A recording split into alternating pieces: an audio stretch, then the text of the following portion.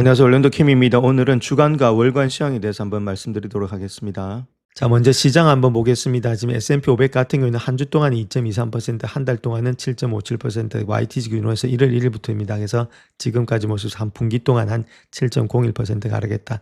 전반적으로 하락세가 계속해서 깊어지고 있죠.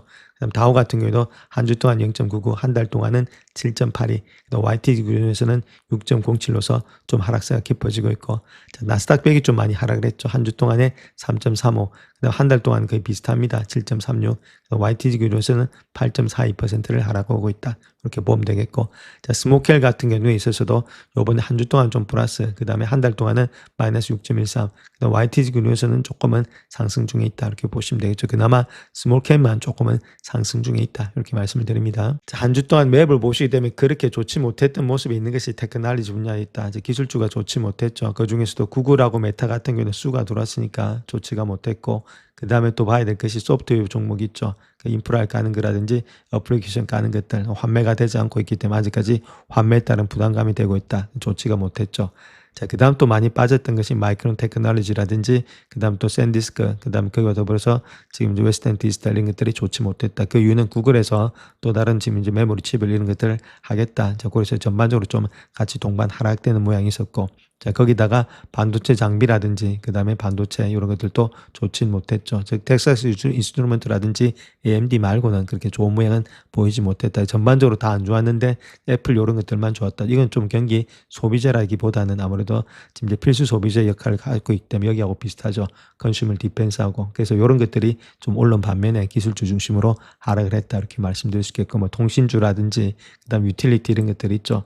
안 가는 종목들, 그래서 경기 방어주 중심으로 많이 올랐고, 가장 많이 올라갔던 게 역시나 에너지가 많이 올라가고 있다. 이렇게 보시면 되겠죠. 그래서 방산주도 약간은 지금 이제 소강 상태를 보이고 있는 그런 모양이 있다. 이렇게 보시면 됩니다. 그러니까 전반적으로 봐서 시장이 그렇게 안 좋은 모양이 있고, 특별히 기술주 중심으로 좀 많이 하락을 했던 한 주였다. 이렇게 말씀을 드립니다. 자, 한 주 동안 퍼포먼스 한번 보겠습니다. 잘 나갔던 것이 베이징 머티리얼스, 에너지, 유틸리티, 그 다음에 컨슈머 디펜스 이런 것들 경기 방어주 중심으로 좀 잘 나갔죠. 11개 섹터 중에서 4개만 올라갔고 나머지는 큰 폭이 하락했는데 거기서 커뮤니케이션 서비스가 가장 안 좋았다. 메타와 구글 때문에 그렇고, 그 다음 테크놀로지 파이낸셜 순이다. 이렇게 보시면 되겠죠. 그래서 전반적으로 한 주 동안에도 그렇게 좋은 모양은 아니었다. 이렇게 말씀드립니다. 자, 그 다음 또 한 달 동안 보겠습니다. 한 달 동안을 본다 하더라도 지금 이제 에너지만 올라갔고 나머지는 거의 다가 다 하락되는 모양이 있죠. 그래서 11개 섹터 중에서 10개가 다 하락이 되고 있다. 그 중에서도 베이징 머티리얼스, 인더스트리얼, 파이낸셜 이런 식으로 안 좋은 모양이 있다. 이렇게 보시면 되죠. 이런 것들은 아무래도 금리가 올라가고 그다음에 인플레이션 영향이 좀 거치지 않겠는가. 그런 것들이 반영이 되고 있다 해서 시장 자체가 한 달 동안 상당히 최악의 한 달이었다. 이렇게 말씀을 드립니다. 자, S&P 500의 산업 부분 중에서 절반 이상이 조준 국민에 진입했다 이렇게 말하고 있고, 지수 자체가 하락세로 전환하기까지는 얼마나 더 걸릴지, 자, 거기에 대해서 한번 알아보겠습니다. 물론 다우존스, 나스닥, 러셀은 이미 그 수준에 도달했다 이렇게 밝히고 있죠. 자, 특별히 S&P 500에 포함된 16개 산업이 최소 10% 하락을 했고 4개 산업은 최소 20% 하락, 약세장 영역에 진입을 했다 이렇게 말하고 있습니다. 부동산 관리 업종은 35%가 하락했고 소프트웨어 업종 거의 3분의 1 가량이 하락한 반면에 에너지 부분은 3월에 12.5%가 상승했다. 에너지 빼고는 거의 다가 하락을 했다. 그 이야기를 하고 있습니다. 자, 그렇다면 세 가지 정도를 일단 놓고 우리가 컬렉션이 있는 것, 조정 기간이 있는 것들, 그 다음에 베어마켓이 있는 것들, 하락장이 있는 것, 하락장 아닌 것에 있는 것들, 자, 그런 것들 업종을 한번 살펴보게 되면은 가장 잘 나가는 것은 에너지가 가장 잘 나가고 있습니다. 뭐 0% 수준이니까 그때 거의 다 가진 마이너스 폭이죠. 그 다음에 텔레콤 이런 것들, 자, 경기가 안 갈 때 잘 나가는 것들, 통신주라든지, 그다음 필수 소비재, 스태플러스 이런 것들 잘 나가고 있고, 뭐 그렇다고 해서 플러스는 아니고, 자, S&P 500 역시도 아직까지 9% 정도 되고 있으니까 조정은 아니죠. 그다음 머티리얼스, 유틸리티 이런 것들 전반적으로 경기 방어주 중심으로는 방어는 해주고 있다. 하락장이 좀 되고 있다는 그 이야기를 볼 수 있겠고, 베어마켓에 있는 종목들은 가장 많은 것이 리얼 리스테이트, 금리가 올라가니까, 그다음 소프트웨어 이런 것들도 많이 올라가고 있죠. 오토나 파트 분야도 마찬가지입니다. 그다음에 커뮤니케이션, 커머셜 서비스라든지 파이낸셜 이런 것들이 조그만 하락장 베어마켓에 있다. 나머지는 거의 다가 일단 조정 중에 있는데, 그 중에서도 뭐 다른 것보다는 테크 이런 것들은 아직까지는 좀 조정 중에 있죠. 그래서 일로 안 넘어가고 있어 끝나야 되는데 어느 정도 조정만 있다가 주가가 가면 좋겠지만은 이것들을 계속해서 잠식하면서 베어마켓이 늘어난다면은 그렇게 좋지는 못하다 이렇게 말씀을 드립니다. 자, 가치주하고 성장주 한번 보겠습니다. 가치주 같은 경우는 한 주 동안 0.11, 한 달 동안 6.66, YTD 기준으로서는 2.08, 즉 1월 1일부터 시작해서 현재까지죠. 저것 때는 2.08. 그 다음에 성장주 보겠습니다. 성장주는 3.81, 요번 한 달이 많이 하락했죠. 8.35, 그래서 10.47로서 좀 많이 하락된 모양이 있었다. 그래서 우리가 많이 투자하고 있는 성장주가 이렇게 많이 하락되고 있으니까 PDW에 와닿는 것은 더 많이 하락된 것으로 보여지고 있다. 이렇게 밝히고 있죠. 자, 글로벌 에코티 전체 시장 한번 보겠습니다. 전체 시장 본다면 이때도 5일 동안 1.46, 그 다음에 한 달 동안 8.71, 그 다음 YTD 기준으로서는 4.9로서 한 달 동안 좀 많이 하락했던 것이 요번 장이다. 이렇게 보시면 됩니다. 자, 이머징 마켓 마찬가지죠. 0.75 한 주 동안은 요번 한 달 동안 11.89. 자, 그럼에도 불구하고 YTD는 아직까지 좀 상승되는 모양이 있고, 자, 미국을 제외한 그런 나라들도 11.23, 그 다음에 디벨 마켓도 11.66. 그 전반적으로 봤을 때 거의 다가 한 달 동안에 많이 하락을 했다. 그렇게 밝히고 있습니다. 자, 그다음 나라별로 한번 보시게 되면 브라질이 그나마 일단 한두 동안 좀 많이 올랐습니다. 원자재 이런 것들 때문에. 그다음에 한 달 동안 좀 하락을 했죠. 그럼에도 불구하고 YTD는 아직까지는 상승되고 있대. 1월 1일부터 시작해서 3월 달까지는 그런 가운데 있고, UK도 아직까지는 조금은 요번에는 상승했고, 한 달 동안 좀 많이 하락했지만 그나마 그래도 선방을 하고 있다. 이렇게 보시면 되겠고, 자, 미국은 상당히 좋지 못하죠. 한 주 동안도 안 좋았고 한 달 동안도 안 좋았고 현재도 안 좋은 모양이 있다. 6.62가 1월 1일부터 하락되는 모양이 있다. 이렇게 보시면 되겠고, 자, 차이나 역시도 마찬가지로 그렇게 좋은 모양이 아닙니다. 재팬 같은 경우는 좀 많이 이번에는 한 달 동안 많이 하락을 했죠. 한국도 마찬가지고, 자, 그렇기 때문에 지금은 거의 비슷한 모양이 있다. 이렇게 보시면 됩니다. 그래서 일본이라든지 요럴 때만 조금은 반등이 되고 있고 나머지는 안 좋은 모양이 있다. 그럼에도 불구하고 원재료를 수출하고 있는 브라질 이런 데 아직까지는 좋은 모양이 있다. 이렇게 말씀을 드립니다. 자, 그럼 채권 한번 보겠습니다. 20년 전 TLT 있죠. 아무래도 채권값 자체도 지금 이제 0.22% 하락되고 있고 한 달 동안 많이 떨어졌죠. 채권값이 많이 떨어졌다는 말은 채권의 수익률이 많이 올라갔다 이렇게 보시면 됩니다. 엄청나게 많이 올라갔다. 자, 거기다가 YTG는 1.74, 아직까지도 채권 역시도 상승의 폭이 일어나지 못하고 있다. 계속해서 채권의 금리가 많이 올라가고 있기 때문에 YTG 기준으로서도 1.74%가 하락이 되고 있다. 그래서 채권도 그렇게 좋은 모양은 아니다. 이렇게 말씀드릴 수 있겠죠. 투자처가. 자, 근데 골드 한번 보겠습니다. 골드 같은 경우는 한 달 동안 이번에 상당히 많이 조정이 많이 깊었습니다. 그래서 YTG 기준은 아직까지 좀 상승되고 있지만은 큰 폭의 지금 조정이 많이 나타나고 있다. 특별히 은 같은 경우는 실버는 25%나 하락되면서 한 달 동안에, 자, 그로 인해서 YTG 기준에서는 1.52%가 지금 하락되고 있다. 해서 많이 올라갔던 것이 한 달 동안 거의 다 수익률을 다 까먹었다. 그렇게 말씀드립니다. 자, 가치주하고 성장주 한번 보겠습니다. 가치주 같은 경우는 한 주 동안 0.11, 한 달 동안 6.66, YTD 기준으로서는 2.08, 즉 1월 1일부터 시작해서 현재까지죠. 저것 때는 2.08. 그 다음에 성장주 보겠습니다. 성장주는 3.81, 요번 한 달이 많이 하락했죠. 8.35, 그래서 10.47로서 좀 많이 하락된 모양이 있었다. 그래서 우리가 많이 투자하고 있는 성장주가 이렇게 많이 하락되고 있으니까 PDW에 와닿는 것은 더 많이 하락된 것으로 보여지고 있다. 이렇게 밝히고 있죠.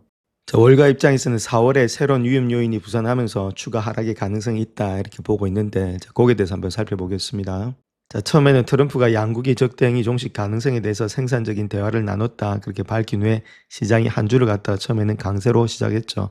자, 그럼에도 불구하고, 자, 그러한 급등세에도 불구하고 시장이 바닥을 쳤다고 보는 사람은 거의 없었다는 겁니다. 그 주 후반에는 다시금 매도세가 일단 계속 연출이 되었죠. 그래서 일부에서는 새로운 역풍이 다가오고 있는 거 아니냐, 자, 그렇게 경고도 하고 있는 상태에 있고, 자, 울프 리서치에 따르게 되면은 월요일의 급등 자체는 데드캣 바운스였다 그렇게 말하고 있고, 매도세의 저점은 아직까지 도달하지 않았다 그렇게 말을 하고 있죠. 뭐 일리가 있는 말입니다. 지금 주가가 급락을 했으니까. 자, 그 다음 또 마찬가지로 또 다른 사람들도 역시나 분명히 하락세에 있다. 시장의 모멘텀은 하락세에 있는 것은 맞다. 이렇게 보시면 되겠고. 왜냐면은 주가가 상승의 추세라면은 어느 정도 일단 6,500에서 지지를 받았어야 되는데, 자, 그런 것들을 지지받지 못했던 것들이 좀 하락세에 있는 것은 맞습니다. 그래서 아직 불확실한 요소가 너무 많다. 이렇게 말하고 있고. 자, 대부분의 선수들 입장에서 본다면 이 사태가 시작보다는 끝에 더 가깝다고 보고 있다. 그럼에도 불구하고 확실하지는 않다. 그렇게 말하고 있죠. 그래서 시작은 아니고 이제 끝을 향해서 가고 있는데 그 끝은 어딘지를 알 수가 없다. 자, 그런 식으로 이야기를 하고 있습니다. 자, 그래서 나스닥 지수와 더불어서 다우 이런 것들이 목요일날 금요일날에 각각 조정 국면에 진입했다. 조정이란 말은 10에서 20%를 하락할 때를 말하고, 이제 하락으로 진입할 때는 20% 이상을 하락했을 때는 하락장이라고 말합니다. 그러니까 이런 것들은 나스닥하고 다우는 이렇게 형성이 됐지만은 우리 S&P 500은 아직까지는 그런 모양은 아니다. 10%까지는 안 됐으니까 그렇게 보시면 되겠고, 물론 다 돼가고 있죠. 그 다음에 미국의 원유 가격이 배럴당 $100까지 반등하면서 5주 연속의 하락세를 계속해서 기록하고 있다. 그렇게 말하고 있는데, 자, 중요한 것은 불확실성이 야기하는 요인은 헤드라인 리스크라는 거죠. 다른 리스크가 있는 게 아니고, 그래서 지금 트럼프가 정쟁 종식을 알리는 소셜미디어 게시물을 올리는 것만으로도 시장이 급등할 가능성, 자, 이런 게 월요일 날 지금 이제 긴장 완화 신호처럼, 그다음 어느 한쪽의 주요 에너지 기반의 신설을 공격하는 것만으로도 시장이 폭락할 가능성을 저울질하고 있다. 왔다 갔다 한다는 이야기입니다. 그래서 금요일 날 보면은 거기다가 사람들이 물건을 많이 틉니다. 목요일, 금요일 날. 그러니까 지금 그때가 주가가 계속해서 떨어지고, 그다음 월요일 날 일부 또 반등을 하죠. 주가를 올리기 위해서 트럼프가 소셜미디어를 쓴다든지 그렇게 해서, 자, 그런 식으로 시장이 왔다 갔다 하면서 펀더멘탈이 아닌 지금 이제 뉴스에 좌우되는 시장이다. 이렇게 보시면 되겠고, 투자자들이 급격한 상승 하락에 대해서 불안하는 가운데 지금 다른 여러 가지 관점들을 제시하고 있는데, 자, 바클레이 같은 경우는 충격 단계는 이미 지났다. 자, 그럼에도 불구하고 만약에 매도세가 다시 난다 하더라도 초기 하락세보다는 덜 격렬할 것으로 예상이 되고 있다. 이렇게 말하고 있죠. 그래서 거기다가 지금 이제 하락을 갖고 있는데 깊이는 들어가고 있는데, 자, 그거 자체가 종점을 향해서 가고 있다. 자, 그런 식으로 거기다가 분석을 하고 있습니다. 자, 근데 만약에 일단 지금 매도세가 지속이 된다면 시장은 2022년도와 같은 점진적인 하락세를 보일 가능성이 높다. 그렇게 말하고 있고, 미 증시가 겪었던 마지막 약세상을 언급하고 있는데, 이런 매도세가 경제 데이터에서 촉발될 것이다. 그렇게 말하고 있죠. 시장이 주가 추가 하락은 높은 인플레이션과 낮은 성장률, 이런 것들을 스태그플레이션으로 부르고 있죠. 그래서 이런 거시경제적 재평가에서 비롯될 가능성이 많기 때문에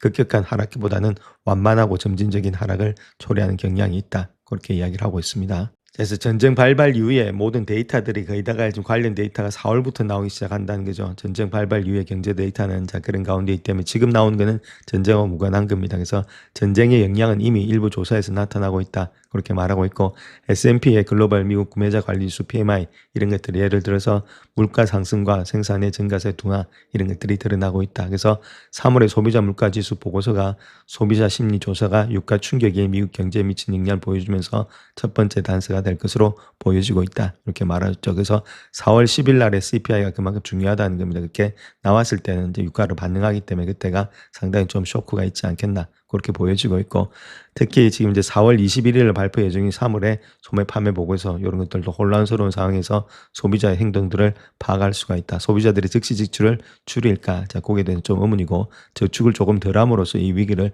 극복할까? 자, 이런 것들이 아무래도 조금 어느 것을 택할지를 체킹해 봐야 된다. 자, 그런 식으로 이야기를 하고 있죠.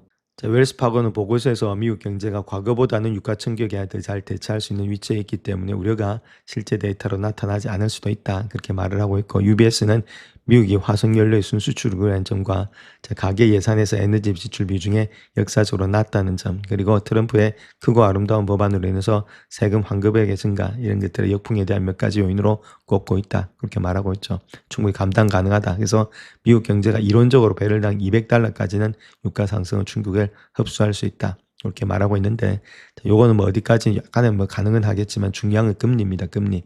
지금 현재 장기금리 상승으로 해서 모기지 금리가 급등하는 상황에서 금리 변동에 민감한 주택 부분 이런 이 데이터도 예의주시해야 되겠지만 10년 만기 국채 수익률이 목요일에 4.4를 넘어섰다는 거겠죠. 자, 여기서 중요한 것이 우리가 봐야 될 것이 4.4를 넘어섰다. 이게 가장 중요한 거겠죠. 그래서 4.4, 4.25 정도 4.3을 넘어서게 되면은 시장이 올라가는데 상당히 힘을 갖다가 기르질 못합니다. 이런 거죠. 이것이 올라갔다는 말은 즉 말해서 이렇게 한번 보시면 됩니다. 금리가 올라갔다면 채권 가격이 떨어졌죠. 채권 가격이 떨어지면은 채권을 살려는 수요가 많겠죠. 채권 쪽으로 자금이 몰리니까. 자, 그런 가운데 있고, 이 수익률하고 주가 수익률하고 비교해 봤을 때 이 수익률이 4.5 이렇게 가면은, 난 여기다가 무위험으로 투자해도 이 정도를 받는데 굳이 내가 일단은 지금 이제 한 5%를 벌기 위해서 주식에다가 투자할 필요가 있느냐. 그 주가 수익 비율하고 비교해 봤을 때 이렇게 하지 않는다는 겁니다. 자, 그런 가운데 있기 때문에 채권으로 자금이 몰리지 지금 이제 주식으로 돈이 안 들어간다. 첫 번째, 이런 경우가 있기 때문에 금리가 올라가면 주가는 올라가기 힘들다. 자, 그 다음 두 번째는 이런 것들도 있습니다. 이것들이 보통 보면 헤지펀드 애들이 돈을 갖다가 자기 돈으로 한 게 하나도 없죠. 일단 지금 이제 보통 이런 것들을 담보로 잡습니다. 일단 채권을 샀던 것들, 해지용으로 샀든지 했던 걸 샀든지 간에 채권을 샀든지 국채를 샀죠. 국채를 바이에서 들고 있다는 겁니다. 들고 있는데 이걸 가지고 레버리지를 일으켜가지고 주식 투자를 한다는 거겠죠. 그래서 국채가 있는데 국채가 담보로 돼 있는데 국채 가격이 지금 국채 금리가 올라가면 국채 가격은 떨어져 버리죠. 국채 가격이 떨어졌다는 말은 담보물 있죠. 그 국채를 담보로 잡고 있는데 국채의 담보물이 떨어졌다는 겁니다. 담보물이 떨어지니까 당연히 마진콜이 들어오겠죠. 돈을 갖다 더 넣어라. 이 담보물이 떨어졌으니까. 자, 그러니까 당연히 이게 금리가 올라가고 이건 떨어져 버리니까 이 금리가 올라갈수록 담보물을 넣어야 되겠죠. 그럼 갖고 있는 주식 국채를 가지고 지금 레버리지를 이렇게 가지고 주식을 샀는데 자 그런 것들을 털어가지고 일단 매가 넣어야 되겠죠. 그러니까 당연히 여기 있는 자산들이 가치가 내려갈 수밖에 없는 그런 구조를 가지고 있다. 그래서 그 두 가지의 구조가 되면서 지금 이제 이렇게 금리가 올라가게 되면은 주가는 올라가는데 상당히 부담이 있다 이렇게 말씀을 드립니다. 자, 그래서 시장 자체가 3월에 관련된 데이터 발표를 갖다 예의주시하는 가운데 트위스트 같은 경우에 있어서는 3개월에서 6개월 후의 데이터가 어떻게 나타날지가 정말 집중을 해야 된다. 그 이야기를 하고 있고 궁극적으로 본다면 이 전쟁의 장기화는 여전히 큰 영향을 미칠 건데 그래서 한쪽 눈엔 데이터 한쪽 눈엔 전쟁에 눈을 두고 있어야 된다. 그렇게 말하고 있죠. 그래서 군사적 갈등 종식을 위한 진전이 있는 가운데 좋지 않은 경제 지표가 나온다면 시장은 이를 대수롭지 않게 여길 수도 있다. 그래서 경제 지표하고 두 가지가 일단 상충될 수가 있는데 군사적인 갈등 종식만 된다면 충분히 반등이 가능하다. 근데 아직까지는 알 수가 없다. 그 이야기를 하고 있습니다. 자, 그로 인해서 S&P 500 지수 역시도 다음 주에 다른 미국 지수들과 마찬가지로 조정 국면에 진입할 수 있다. 자, 그렇게 이야기를 하고 있습니다.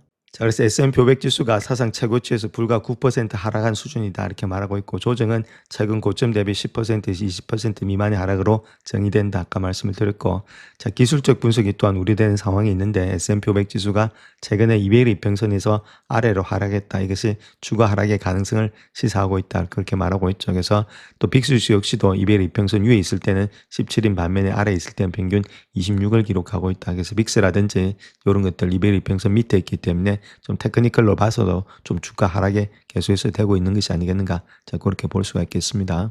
자, 이렇게 3월달 내내에 이란 전쟁이 조속히 해결이 되면은 시장이 상승세가 지속될 것이다. 그런 기대감이 계속해서 있었죠. 그래서 견조한 기업의 실적이 성장이 되고 있었고 완화적인 재정 정책, 즉 말해서 금리를 내릴 것이다. 자, 그런 것으로 인해서 큰 폭의 경기 회복을 뒷받침했다. 자, 이런 것들로 인해서 주가 상승 기대를 품어왔는데 자, 호르무즈 해협의 폐쇄가 장기화되면서 분쟁이 현실 세계에서 미치는 영향이 커짐에 따라서 투자자의 불안감이 상당히 커지고 있다. 그렇게 말하고 있죠. 그래서 결론적으로 중동에서 무슨 일이 일어날지 일단 알게 해주면은 시장에서 무슨 일이 일어날지를 알 수가 있다. 그 이야기를 하고 있죠. 그래서 결론 포커스가 지금 현재 호르무즈 해협의 봉쇄에 있다. 그렇게 이야기를 하고 있죠. 자, 그 다음 또 트럼프의 협상 기술을 본다 하더라도 처음에는 윽박 지르고 위협하죠. 자, 그렇게 했다가 그걸 처리하면서 시장이 크게 반등한 이른바 타코 현상이 있죠.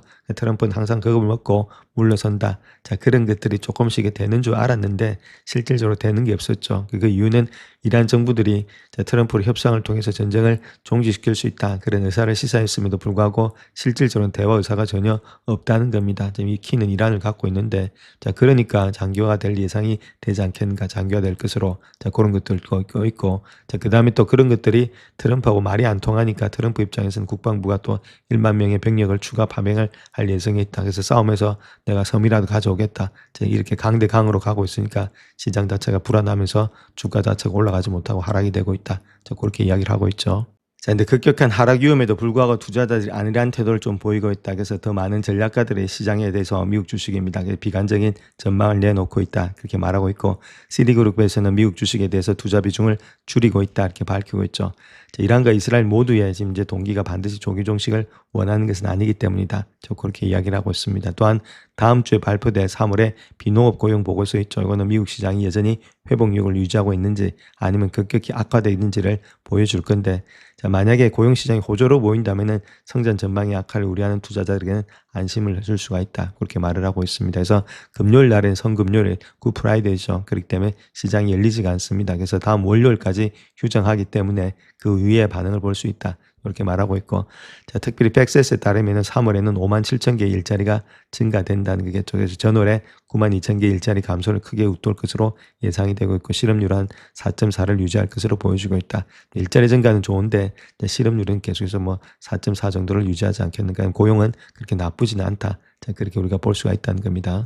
자, 계절적인 관점에서 본다면 적어도 좋은 소식이 있다 이렇게 말하고 있고 주식거래 연감에 따르면 4월에 시장 자체가 가장 좋은 6개월이 끝나는 시점이다 이렇게 보면 되겠죠. 그래서 보통 보면은 11월 달부터 시작해서 4월 달까지가 좀 좋고 5월 달부터 시작해서 10월 달까지가 좀 안 좋은데 가운데 있는데 자, 어디까지나 이게 뭐 기술적인 이야기고 그게 끝나봐야 되겠죠. 전쟁이. 그다음에 다우 같은 경우에서 그래서 4월에 두 번째로 좋은 성과를 보이고 있고 연평균 1.8%의 상승률을 보이고 있다. 1950년대 이후부터 시작해서 4월 달은 좀 좋지 않겠는가. 자, 그렇게 볼 수 있는데 뭐 전쟁이 끝난다면은 상당히 많이 올라가겠지만 그거에 따라서 주가가 반응을 할 것이다. 이렇게 말씀을 드립니다. 자, 다음 주에 있을 경제 지표 한번 보겠습니다. 월요일 날이죠. 자, 요때는 10시 반경에 지금 이제 파월 의장의 스피커가 있습니다. 연설이 있겠고 그다음 좀 봐야 될 것이 튜즈데이, 즉 말해서 화요일 날 10시에 졸트 보고서 있습니다. 요거 체킹하시고 자, 그다음 또 수요일이 있죠. 자, 그 수요일 때 본다면 좀 봐야 될 것이 다른 것보다는 소매 판매 요거 한번 보시고 8시 반에 자, 그다음 중요한 또 ISM 제조업 지수입니다. 이것들을 꼭 체킹하시자. 이렇게 보시면 돼. 네 가지 정도. 자, 그다음에 프라이데이, 떨스데이는 뭐 할 거 이니셜 잡리수 하나 나오고 뭐 크게 일단 의미는 없고 그다음 프라이데이는 굿 프라이데이로서 장이 안 열립니다. 자, 다음 주 금요일 날은 자, 요렇게 일단 지금 시장을 좀 보자. 이렇게 말씀을 드립니다. 자, 그래서 또 중요한 것이 이란과의 전쟁이 두 달째로 접어들면서 장기적인 유가 충격에 대한 우려가 커지고 있다 이렇게 말하고 있고 트럼프의 최근에 외교적인 노력 자체가 월가 분위기를 개선하는 데는 도움이 되지 않고 있다. 자, 그렇게 밝히고 있는데 유가에 대해서 한번 알아보겠습니다. 한 달 동안 유가가 어떻게 흘러갔는지 우리가 한번 심도 있게 한번 보셔야 됩니다. 그래서 이 파란 거 있죠. 이건 US 오일이다 이렇게 보시면 돼요. 크루드 오일. 그다음 밑에 있는 검은 거 있죠. 이거는 브렌트입니다. 브렌트만 가지고 이야기하면 되겠죠. 자, 2월 28일이 US하고 미국이 어택을 했던 데입니다. 이란을 갖다 공격했던 때가 그때죠. 그때 날짜를 본다면은 80불 밑에 있습니다. 가격 자체가. 자, 그다음 또 3월 1일날이 중요한데 호르무즈 앱을 갖다가 크로즈 시켰죠. 그래서 결론적으로 봤을 때 호르무즈 앱을 갖다 크로즈 한부터 시작해서 지금까지 본다면 유가 자체가 거의 100불 이상이 올라가 있대. 이때 80불이었으니까 아마 파란 건 볼 필요 없겠고 자, 그런 가운데 있죠. 자, 거기다가 자, 각국이 한 400밀리언 정도의 지금 이제 가지고 있는 방출이 있죠. 가지고 있는 비축량을 갖다가 방출하겠다 뭐 그런 이야기도 있었고 근데 뭐 크게 씨가 안 먹혔죠. 또 3월 12일에 본다면은 그때는 러시아산, 즉 말해서 바다 위에 있는 러시아산 모든 것들을 다 풀어주겠다. 그래서 러시아만 지금 이제 돈을 벌고 있다 이렇게 보시면 됩니다. 자, 거기다가 또 그것도 안 되니까 이란산도 마찬가지로 풀어주겠다. 뭐 그런 식으로 되고 있죠. 유가가 안 잡힌다는 겁니다. 자, 거기다가 이란이 허락을 했습니다. 자기하고 적대적이 아닌 국가에 관해서는 이런 것들을 통과를 시켜주겠다. 자, 그렇게 했지만은 결론적으로 아직까지 완전히 해협 자체가 봉쇄되어 있기 때문에 유가가 계속해서 반등이 되고 있다. 이렇게 말씀을 드립니다. 자, 그래서 다우라든지 나스닥, 러셀 2000 지수 모두 조정 국면에 진입했다. 변동성 지수 역시도 13% 상승하면서 30일을 넘어섰다. 그렇게 말하고 있고 자, 국제 브렌트 가격은 3월에 배럴당 112.57달러에서 55%가 상승했고 WTI 같은 경우에도 공급 충격과 운송 경로 위험으로 인해서 거의 49% 상승한 99.64를 기록했다. 이렇게 말하고 있죠. 자, 물론 인플레이션에 대한 우려, 소비자의 비판론이 커지고 있기 때문에 2분기에는 마이너스 성장을 기록할 가능성이 높다. 이렇게 말하고 있습니다. 결국은 호르무즈 때문이다. 호르무즈는 결국은 전쟁 때문이다. 자, 그렇게 보시면 되겠죠. 자, 그렇다면 이렇게 하락되는 원인을 두 가지로 볼 수 있는데 문제 자체를 본다면 우리 모두가 휴전 소식을 믿지 않고 있다는 점이다. 그로 인해서 주간 자금의 흐름 추이를 본다 하더라도 개인 투자가들도 기관 투자자들과 마찬가지로 관망세로 돌아섰다. 그렇게 이야기를 하고 있죠. 즉 말해서 매수 주체가 없다. 매수 주체가 없는 이유는 자, 시장에 대해서 그렇게 전쟁에 대해서 좋은 소식이 없다. 자, 그렇게 생각하기 때문이다. 그렇게 밝히고 있죠. 자, 지난 4주 동안을 보게 되면은 아무래도 이번 갈등 자체가 해결이 되고 집회가 열릴 것이다. 그런 생각을 품고 있었지만 이제는 그 희망이 점점 더 사라지고 있다는 겁니다. 그것이 문제가 되겠고 또한 지금 이제 배럴당 100달러 아래로 빠르게 안정되는 그런 단기적인 가격 변동을 기대해왔죠. 즉 유가가 90달러 정도 수준이 되게 되면 미국인들의 주유 비용은 늘어나겠지만 재정이라든지 미국 경제는 심각한 타격을 주지 않을 것이다. 그런 생각을 가졌다는 겁니다. 근데 문제는 이란이 호르무즈 해협을 장악하고 있다는 것들. 그래서 이란이 이를 통해서 전 세계 원유 흐름뿐만 아니라 파종기를 앞둔 비료 공급 그리고 반도체 산업과 인공지능의 개발에 필수적인 헬륨, 그다음 질소 이런 것들까지도 좌지우지되기 때문에 아무래도 인플레이션의 상승이 있지 않겠는가. 자, 그런 것들이 시장에다가 악영향을 주고 있다. 그렇게 밝히고 있죠. 자, 그 다음 또 우리가 한번 생각해 봐야 될 것이 KPMG의 글로벌 석유라든지 가스 부분 책임자가 이야기한 내용이 설령 내일 당장 해협이 다시 열린다 하더라도 수도꼭지를 다시금 털 수는 없다. 그 이야기를 하고 있죠. 유전 가동이 중단이 되고 천연가스 기반 시설이 손상된 상황에서는 앞으로 최소 몇 달 동안 유가가 상승세를 유지할 것이다. 이렇게 말하고 있죠. 자, 옛날에는 호르무즈 해협이 열릴 때는 주가가 반등했던 이유는 자, 다른 게 아니라 이런 것들의 가동 시설에 이렇게 손상이 없었다는 겁니다. 근데 이런 것들이 손상이 있고 천연가스도 마찬가지로 손상이 있기 때문에 한번 파괴되고 그런 것들을 복구하는데 시간도 많이 걸릴 뿐더러 또 유전을 한번 닫아버리게 되면 그거 열리는데 시간이 상당히 많이 걸린다는 거죠. 응고가 되고 이러니까. 자, 그런 측면들. 그래서 유가가 그렇게 쉽게 내려오진 않는다. 그 이야기를 하고 있죠. 이런 손상이 없었다면 문제가 없는데 손상이 심각하기 때문이다. 그렇게 이야기를 하고 있고 또 다른 선수 입장에서 본다 하더라도 우리는 중동에서 온갖 변곡점을 넘나들고 있다. 이렇게 말하고 있죠. 에너지 인프라에 대한 피해는 현실적이고 이는 이 전쟁에서 영향을 미칠 것임을 예측하고 있다. 그렇게 이야기를 하고 있는데 자, 결론적으로 봐서 지금 손상을 많이 입었기 때문에 그거 자체가 반등이 되면서 유가가 그렇게 급격하게 100불 아래로 완전히 80불대까지 떨어지지 않는다. 자, 그렇게 현재로서는 밝히고 있습니다. 자, 그 다음 또 문제가 있는데 그거 자체가 뭔가 생산뿐만 아니라 주요 운송 경로의 안전에 있다는 겁니다. 안전이라면 인슈런스하고도 관계가 되겠죠. 그래서 보험이라든지 재보험들 이런 것들을 가입해 주는 회사가 있을지 의문이고 얼마만큼의 천정부지의 가격이 뛰어오를지 그게 또 상당히 의문입니다. 그래서 그런 것들 리스크 테이킹을 하면서 운송하는 운송회사들 자, 그런 것들도 상당히 지금 이제 여러 가지 복합적인 문제가 있겠죠. 그래서 안전에도 문제가 있다는 겁니다. 일시적인 외교적 노력, 군사적 일정 연계에도 불구하고 공급망과 해상 운송 흐름에 대해서는 구조적 위험은 크게 줄어들지 않았다. 비슷한 모양이기 때문에 쉽지가 않다. 그 이야기를 하고 있죠. 또 전쟁 발발 이후에 시장 자체는 잠재적인 공급 차질을 가격에 반영하는 것에서 지속적이고 실질적인 공급 충격을 갖다 가격에 반영한 것으로 바뀌었다. 이제 일시적인 게 아니라 시장을 좀 계속해서 지금 지속적으로 보고 있다. 그 이야기를 하고 있죠.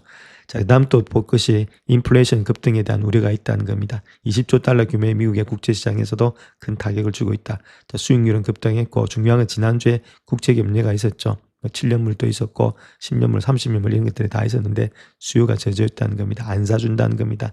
왜냐하면 지금 이제 계속해서 일단 금리가 올라갈 것으로 예측이 되고 있으니까 국채 가격이 계속해서 떨어질 건데 지금 나누면 지금 이제 여기서 하면 내가 더 손해죠. 더 떨어질 건데 그래서 떨어질 때까지 기다린다. 그래서 국채 시장이 그렇게 좋지 못한 모양이 있다. 이렇게 되면은 결론은 나중에 되면 뭐 가격도 물어줘요. 우리 지금 이제 수입에 수출액 등 관세도 물어줘야 되고 이런데 계속 국채를 발행할 수밖에 없는 그런 입장이 있죠. 그래서 트럼프는 상당히 아킬레스건이 되고 있습니다. 금리 자체가. 그래서 국채를 누군가는 더 받쳐줘야 되는데 그게 안 돼가지고 스테이블 코인 하니 뭐 하냐 이렇게 발표하고 있죠. 그래서 이런 것들이 하게 되면은 계속해서 트럼프는 헛발질을 할 수밖에 없는 그런 입장에 있다. 이렇게 말씀을 드릴 수 있겠고 그 다음에 이제 변동적 지수 역시도 13% 정도 상승했죠. 공포지수 자체 이런 것들도 3월 한 달간의 평균치인 20을 갖다 훨씬 더 우수는 그런 수준을 유지하고 있다. 그래서 전반적으로 이런 모든 것들이 지금 석유에서 나타나고 있다. 그렇게 밝히고 있습니다. 그래서 다음 요 차트 보시면 공포지수를 보는데 공포지수에서 가장 중요한 것이 불확실성이 있다는 겁니다. 불확실성이 있으니까 20m로 내려오지 않고 있고 그 위에서 놀고 있는데 자, 약간 일단 지금 이제 내려오는데 했더니 결론은 다시금 올라가는 모양이 있죠. 자, 그만큼 시장이 상당히 불안한 것을 지금 공포지수에서 잘 반영하고 있다. 그렇게 밝히고 있습니다. 자, 그래서 현재 석유 파동의 여파가 미국 내에서도 느껴지고 있겠지만 휘발유 가격 상승을 인해서 소비자들이 매우 비판적인 전망을 하고 있다. 그렇게 말하고 있죠. 자, 경제가 전쟁 이전에도 취약한 상태였기 때문에 앞으로 몇 달 동안은 더욱더 악화될 것으로 보여지고 있다. 이렇게 말하고 있고 자, 중요한 것은 또 경제 성장률 측면에서 본다면 2분기에 마이너스 성장을 기록할 가능성이 상당히 높다는 겁니다. 자, 경제가 1분기에 1.5%의 성장률을 간신히 달성하겠지만 4월부터 6월까지는 2분기에 있어서 매우 어려운 출발점에서 시작할 것으로 보여지고 있고 자, 그렇다고 경기 침체가 예상되는 것은 아니다. 그게 중요하겠죠. 그래서 전쟁 기간에 따라 달라질 것으로 예측이 되고 있는데 이미 많은 가게가 지난 하반기에 소비를 갖다 유지하기 위해서 저축을 사용했기 때문에 이것이 경제 성장을 뒷받침하고 있다. 자, 그렇게 보고 있기 때문에 중요한 4월에서 6월까지 2분기는 매우 어려운 출발이 될 것으로 예측이 되고 있다. 이렇게 밝히고 있죠. 그래서 다음 요 차트를 보시게 되면 요건 일단 지금 세이빙이 있죠. 저축은 조금은 반등되고 있습니다. 저축은 반등되고 있는 반면에 지금 이제 스펜드는 로우되고 있죠. 미국은 소비에서 하기 때문에 소비 나라이기 때문에 소비가 이렇게 줄어들게 되면은 다른 것보다는 지금 이제 경제 성장률은 내려갈 수밖에 없는 입장이 돼서 소비를 좀 줄이고 있다는 겁니다. 전반적으로 봐서 세이빙을 좀 늘리고 있고 그런 가운데이기 때문에 소비가 줄어든다. 그렇게 미국에서는 그렇게 좋은 모양은 아니다. 이렇게 말씀드립니다. 미국 경제에서는.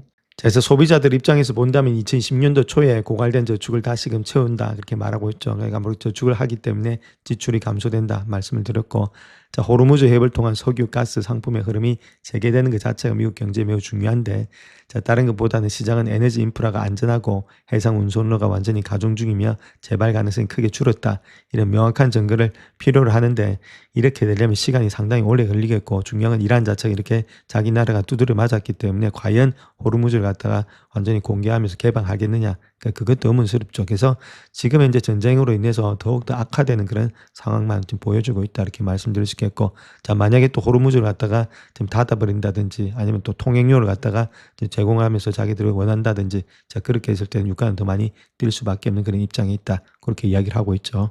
자, 현재까지 전쟁 상황을 보게 된 미 해병대가 중동에 도착을 했고, 후티 반군 역시도 이스라엘 공격을 개시했죠. 그래서 미군 12명이 부상을 당했고 핵심 항공기 한 대도 손상이 되었다, 그렇게 밝히고 있습니다. 자, 현재 시장 급락 자체가 이란 전쟁에 대한 월가의 우려가 커지고 있음을 보여주고 있다, 그렇게 말하고 있는데, 그 내용들에 대해서 한번 살펴보겠습니다. 자, 트럼프 자체가 전쟁 확대를 막을 수 있는 방안을 언급한 최근의 소셜미디어 게시물에도 불구하고 금요일에 원유 가격의 상승세를 꺾이지 않았다. 그래서 석유 거래자들은 앞으로 더 큰 변동성에 대비하고 있다, 이렇게 말하고 있죠.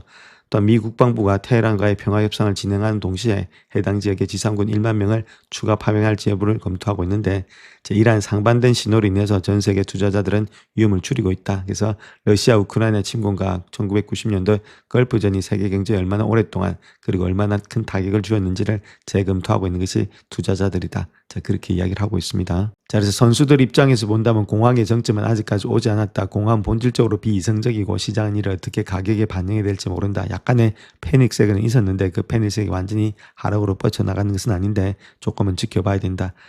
가장 무서운 것은 중국의 국영해운사인 코스코 해운 소속의 컨테이너선 2척을 갖다가 아무래도 통과를 하지 못하게 했다는 거겠죠. 그래서 적극적으로 유가를 관리하겠다, 그런 의미가 다지고 있습니다. 그로 인해서 트럼프를 갖다가 임피치까지 몰아내보겠다, 탄핵까지 하는데, 그래서 절대적으로 일단은 지금 이제 그 석유 가격을 내놓지 않겠다, 그것이 이란의 목적이죠. 그렇게 했을 때는 주가 자체가 올라가기는 상당히 힘들지 않겠는가, 그렇게 볼 수가 있겠습니다.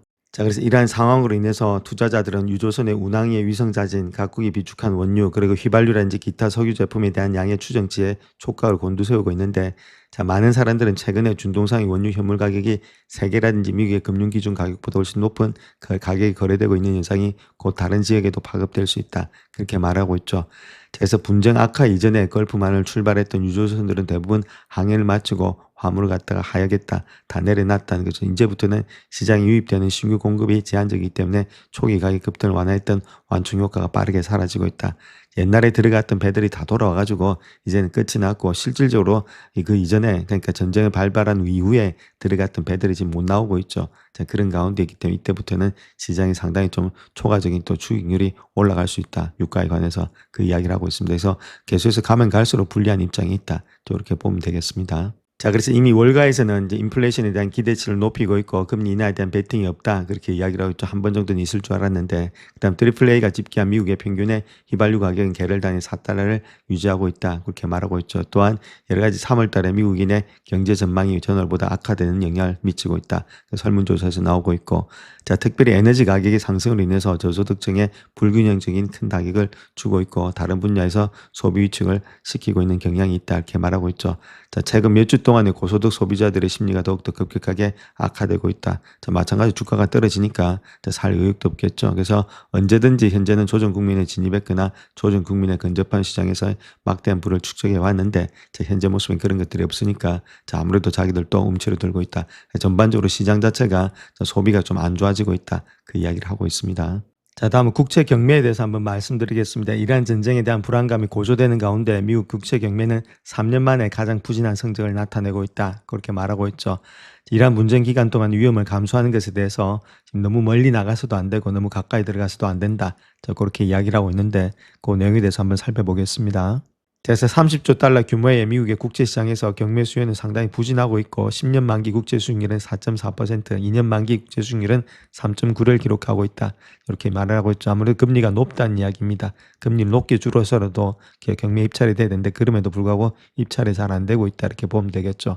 B2 커버 이런 것들 자체가 보통 뭐 2.5 아니면 2.6 이렇게 나오는데 지금 뭐 2.4, 2.3 이런 식으로 상당히 경쟁률도 좋지가 못하다, 그렇게 보시면 되겠고, 특별히 지정학적인 경제적인 불확실성, 인플레이션 위험으로 인해서 투자자들이 상당히 주저하고 있다는 겁니다. 국채를 안 산다는 말입니다. 자, 그런 것들, 프라이머리 딜러 이런 것들만 조금씩 사고 있는데 자, 나머지 뭐 해외라든지 이런 사람들은 사지를 않고 있다. 불안하다는 이야기가 되겠죠.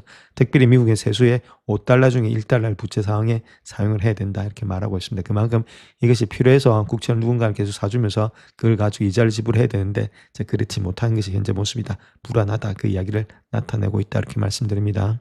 자, 그래서 선수 입장에서 이야기하고 있는 내용 자체를 본다면 최근에 국제 경매에서 수요가 저조했던 것에 대해서는 별로 놀랍지 않다. 그 이야기를 하고 있고 인플레이션 위험이 커지고 있는 상황에서 사람들이 가장 서두르는 일은 채권, 특히 국채에 투자하는 것은 아니다. 그렇게 말을 하고 있죠. 지금 이제 인플레이션이 커지고 있는데 내가 굳이 여기다가 국채에 투자할 필요는 없다. 그 이야기를 하고 있죠. 자, 그런 가운데 이 때문에 국채 수요가 그렇게 좋지는 않다. 그 이야기를 하고 있습니다.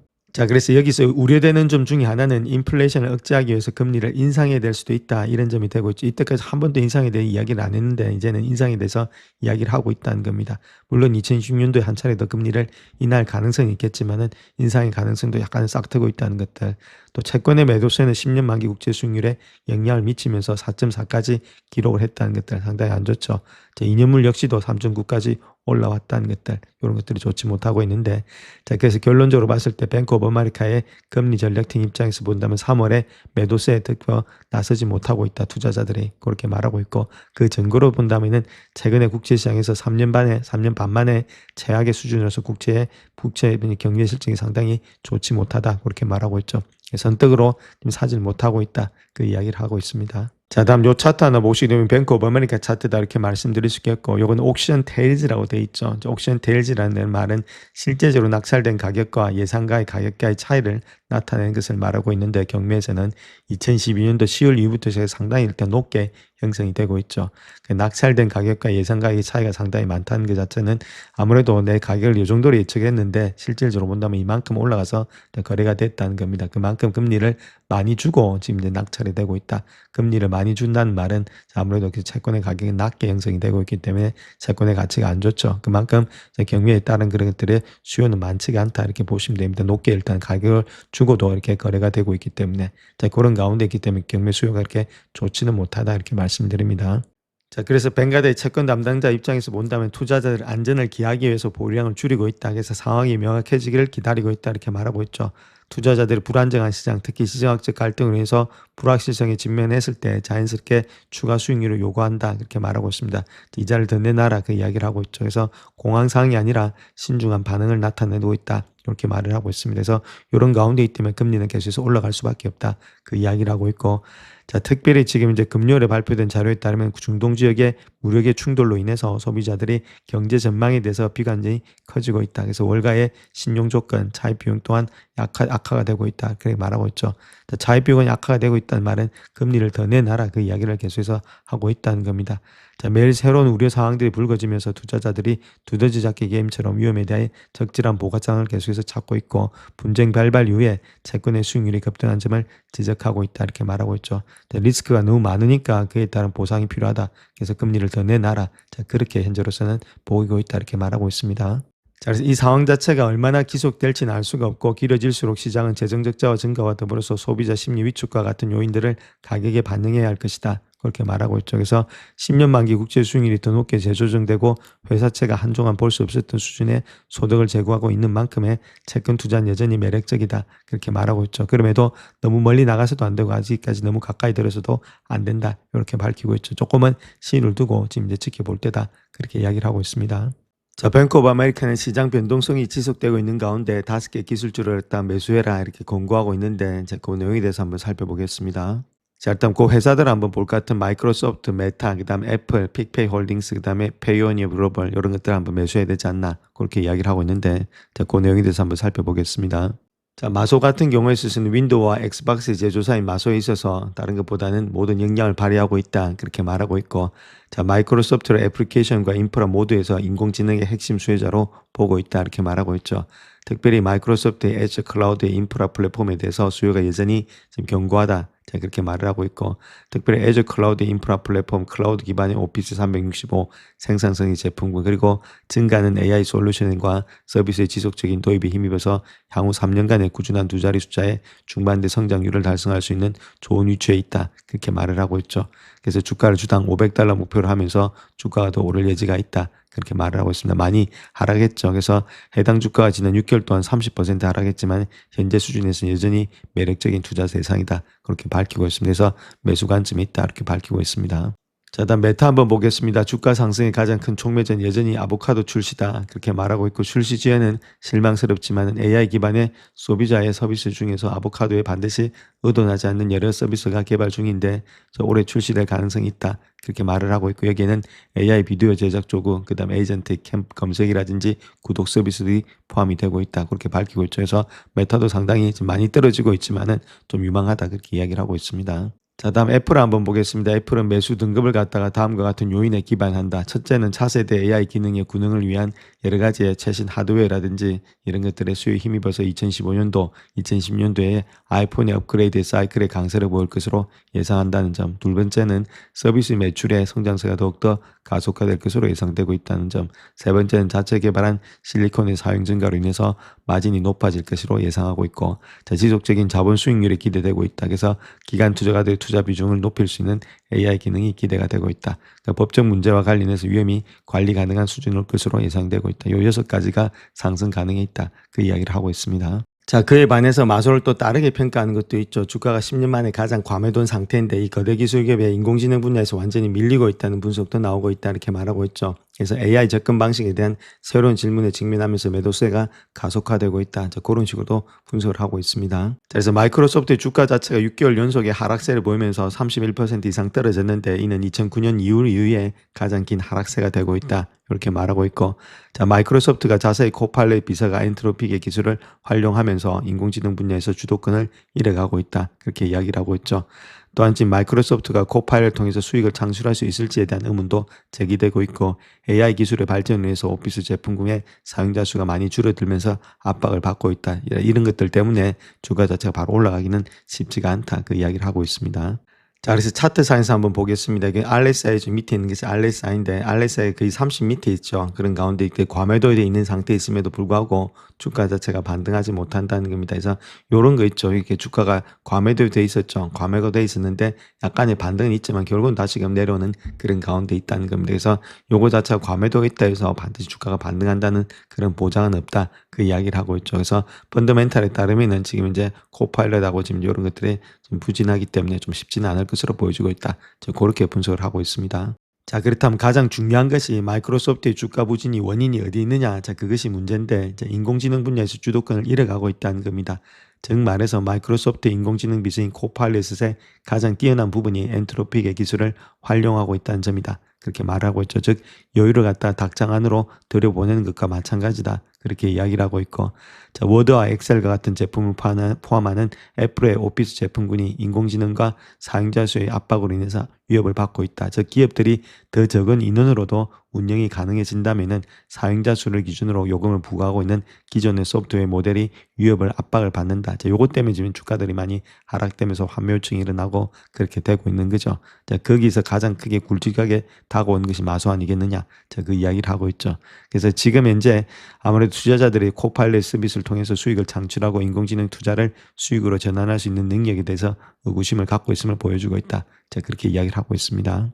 자, 그래서 엔트로픽과의 지금 이제 파트너십의 근본적인 사업에 문제가 있다고 보기는 힘들겠지만 경쟁사들이 더 수직적으로 통합된 것으로 인식해 볼 때 인식상의 어려움이 초래되고 있다. 이렇게 말하고 있죠. 그래서 일부에서는 외부 모델에 지금 의존하는 것을 내부 리더십의 부족으로 해석할 수도 있겠지만은 가장 중요한 것이 마이크로소프트의 역사적인 접근 방식, 즉 혁신의 모든 단계를 소유하는 것보다는 통합을 우선시하는 방식과 더 일관성이 있다. 이렇게 생각이 되고 있죠. 그래서 조금은 더 지켜봐야 될 건데, 자, 그로 인해서 주가가 큰 폭의 하락을 했는데 자, 바로 올라가긴 좀 힘들겠고 좀 기간과 시간 조정이 걸리지 않겠는가. 자, 그렇게 현재로서는 보여집니다. 자, 다음 웰스파고는 구글이 인공지능 분야의 선두주자로 부상에 따라서 알파벳 주가가 40% 이상 급등할 것이라고 전망되고 있다. 이렇게 말하고 있죠. 그래서 구글도 많이 떨어지고 있는데 자, 빅테크들이 거기다가 많이 하락했을 때가 좀 매수 관점으로 보고 있다. 그 이야기를 하고 있죠. 자, 웰스파고 같은 구글이 인공지능 경쟁에서 선두주자로 부상할 수 있는 유리한 위치에 있다. 그렇게 말을 하고 있고, 그래서 목표 주가를 387달러에서 397달러로 상향 조정한다. 그래서 한 41% 정도의 상승 여력이 있다. 자, 그렇게 말하고 있고, 비중 확대해서 투자 의견을 갖다 유지하고 있다. 그렇게 말하고 있죠. 자, 그 이유를 본다면 구글은 업계 최고의 수준의 역량을 바탕으로 해서 내부적인 노력, 즉 검색이라든지 제미나이 이런 것들을 지원하고 있고, GCP를 통한 여러 가지의 외부의 수익 창출, 광범위한 유통의 네트워크, 그리고 방대한 소비자 데이터를 통해서 AI 분야에서 승자가 될 수 있는 모든 요소를 갖추고 있기 때문이다. 그렇게 말하고 있죠. 자, 또한 AI 모드의 개발이라든지 제미나이 도입의 진전을 고려해 볼 때 구글의 검색 경쟁력에 대한 더욱더 확신을 가지고 있다. 그러니까 전반적으로 AI 관련된 시장 규모가 확대될 것으로 예상이 되고 있다. 그래서 통합되고 있다는 거겠죠. 자기가 가지고 있는 모든 것들이 영향이 있기 때문에 거기서의 시너지 효과가 나타나고 있다. 그 이야기를 하고 있습니다. 자, 특별히 지난 가을에 구글은 인공지능 기업인 엔트로피카의 계약을 체결하면서 자사에 맞춤 설계한 그런 텐스 처리 장치, 즉 TPU를 갖다가 최대 100만 개까지 제공하기로 이야기했다. 그렇게 말하고 있고, 이 계약을 통해서 올해 1기가와트 이상의 인공지능 컴퓨팅 용량이 추가될 것으로 예상이 되고 있다. 그렇게 말하고 있고, 또한 클라우드 보안 회사인 위치를 갖다 320억 달러에 인수하는 거래를 완료했다. 그래서 이번 인수는 멀티 클라우드라든지 AI 기능을 포함한 구글의 클라우드 플랫폼의 보안을 강화하기 위한 것이다. 그렇게 말하고 있죠.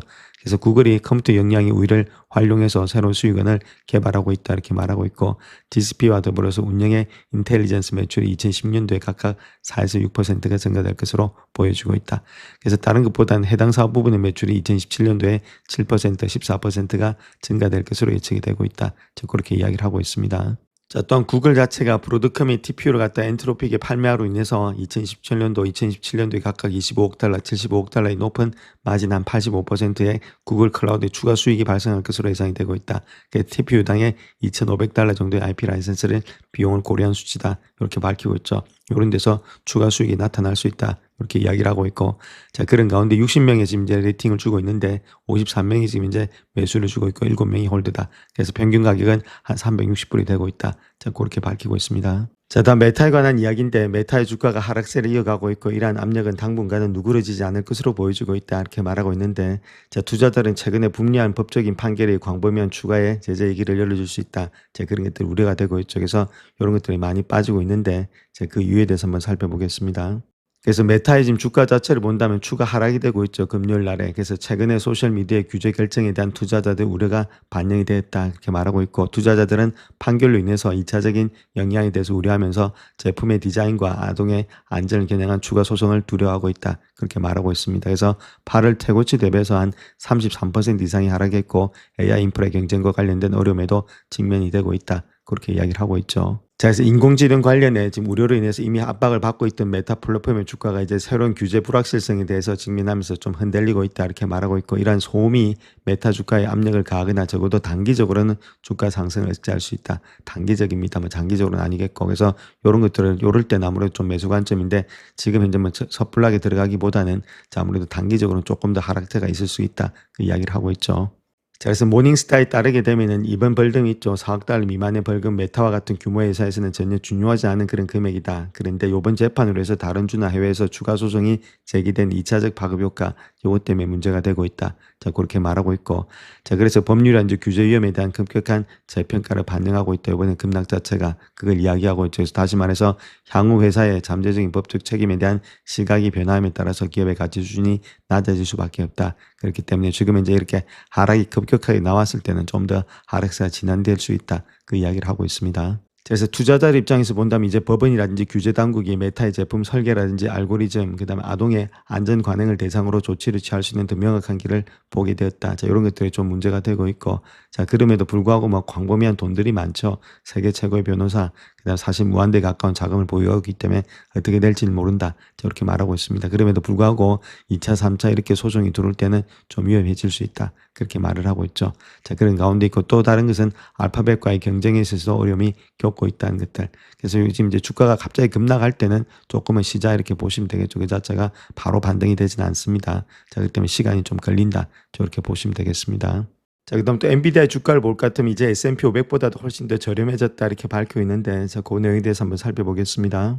자, 인공지능 관련된 주식들이 투자자 외면을 받으면서 엔비디아 주가는 연초 대비 8.2%나 하락을 되고 있는데 특별히 주가 수익 비율 P/E 레이쇼가 19.7배라는 겁니다. S&P 500이 20.3배보다도 훨씬 낮은 수준에 있다. 그래서 엔비디아는 여전히 가장 인기 있는 개별 주식의 투자 대상이 되고 있고 투자자들은 긍정적인 의견을 보이고 있다. 그렇게 말하고 있죠. 그래서 P/E 레이쇼를 본다면 S&P 500보다도 훨씬 더 낮게 거래가 되고 있다. 그 이야기를 하고 있습니다. 그래서 지금 이제 충분히 투자 가능성이 있다. 그렇게 말하고 있죠. 그래서 중동 지역에 지금 전투가 계속되고 있는 가운데 엔비디아 주가가 반등할 가능성이 상당히 낮아 보인다는 거겠죠. 그럼에도 불구하고 주가 수준이 여전히 저가 매수세가 유입되면서 주가 하락을 막는 바닥 역할을 할 수가 있다. 그렇게 말을 하고 있습니다. 특별히 지금 이제 JP모건 같은 경우는 3월 25일에 수요일자로 끝나는 주간 소매 거래 보고서에 따르면 개별 주식의 매입이 증가되고 있다. 이렇게 말을 하고 있죠. 자, 그런 가운데이기 때문에 충분히 긍정적인 의견의 주식에 대해서는 아무래도 상승의 여력이 있지 않겠는가. 자, 그렇게 보여지고 있습니다.